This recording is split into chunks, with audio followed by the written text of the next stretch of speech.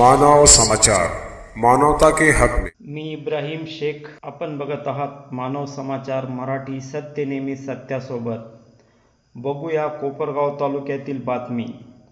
कोपरगाव तालुक्यातील शिर्डी लासलगाव वेळापूर हद्दीत दरोड्याच्या उद्देशाने पहाटे 4:30 वाजता संशयितरित्या जमलेल्या 5 जणांविरुद्ध कोपरगाव तालुका पोलीस ठाण्यात भारतीय न्याय संहितेनुसार सुधारित कलम 310/4 प्रमाणे गुन्हा दाखल करण्यात आला आहे।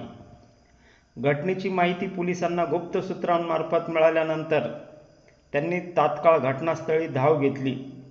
पोलिसांना पाहून आरोपी पळून जाण्याचा प्रयत्न करत होते, मात्र पोलिसांनी पाठलाग करून चेतन महेश पिंगळे वय 25 राहणार नाशिक आणि नंदू राजू पिंगळे वय 22 राहणार मोतीनगर सुरेगाव या दोघांना अटक केली आहे।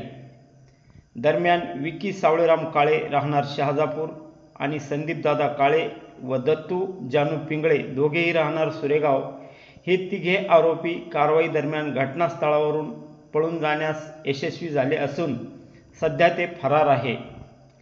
पोलिसांनी घटनास्थळी कोयता, 2 फोल्डिंग कटर, लोखंडी पाईप आणि MH03AW 2429 क्रमांकाची सिल्वर ग्रे रंगाची होंडा सिटी कार असा सर्व मुद्देमाल जप्त केला आहे।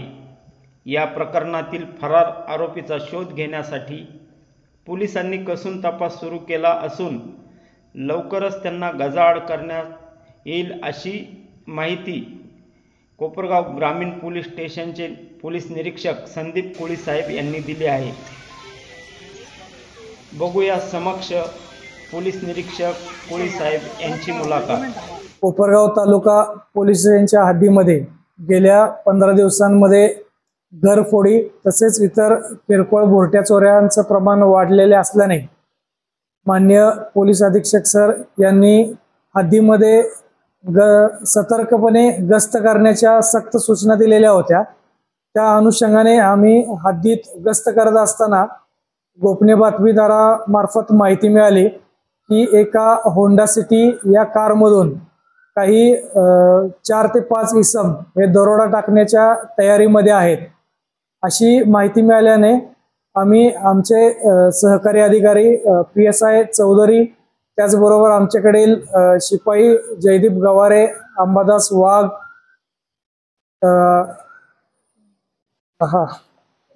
कमनर, नंतर ऋतिक बेनके यांच्यासह आम्ही त्याची खातरजमा करण्याकामी हद्दीत रवाना झालो। त्यावेळेला आम्हाला वेळापूर या रस्त्याने जात असताना आम्हाला एक होंडा सिटी कार दिसून आली।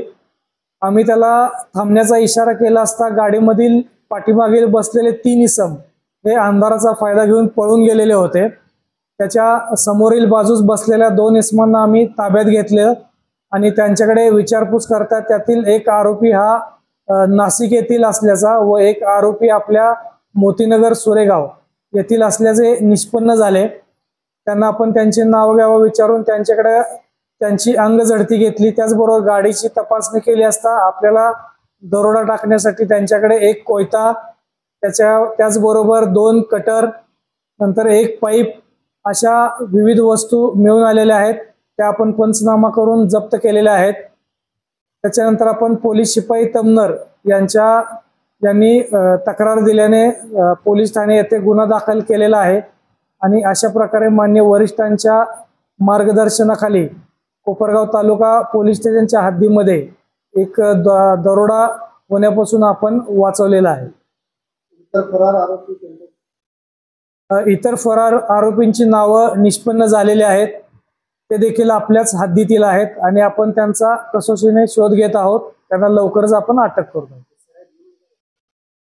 जे आरोपी आपण ताब्यात घेतलेले आहेत, जो मोतीनगर सुरेगावचा आरोपी आहे हा भोरट्या चोऱ्या त्याचबरोबर घरफोडी करण्याचा आहे, परंतु आपल्या रेकॉर्डवर आहे, पण त्याच्यावरती गुन्हे किती आहेत याचा आपण हे अभ्यास करत आहोत। त्याचबरोबर नाशिकचा जो आरोपी आहे तो सराईत आरोपी आहे, त्याच्यावरती यापूर्वी देखील परभणी त्याचबरोबर नाशिक या शहरामध्ये गुन्हे दाखल आहेत।